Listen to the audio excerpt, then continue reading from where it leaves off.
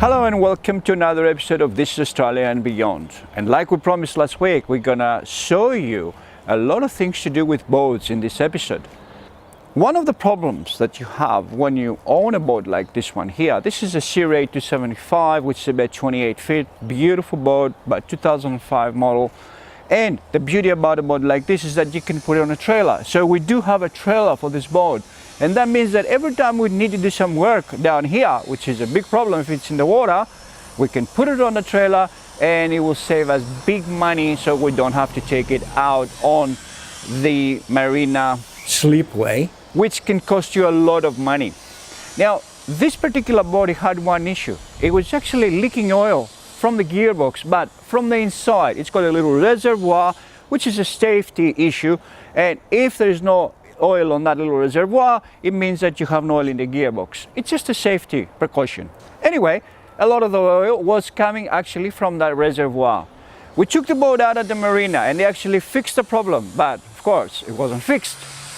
What we were talking about before, bad workmanship with mechanics. So we take it out of the water again, we put on a trailer, and we got this amazing mechanic, Oz.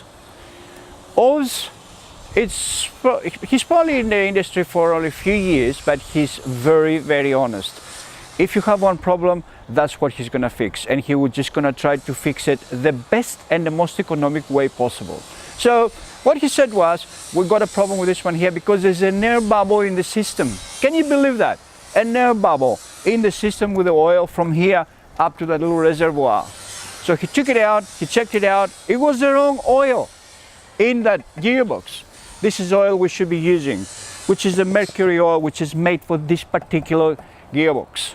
So, number one, use the right products. The next issue was the way that they put the oil in the gearbox. You can't go at the top and fill up with oil from the top of the reservoir, but you have to inject the oil from down here, and it has to go right through the system into that little reservoir. And this way you don't get the air bubble.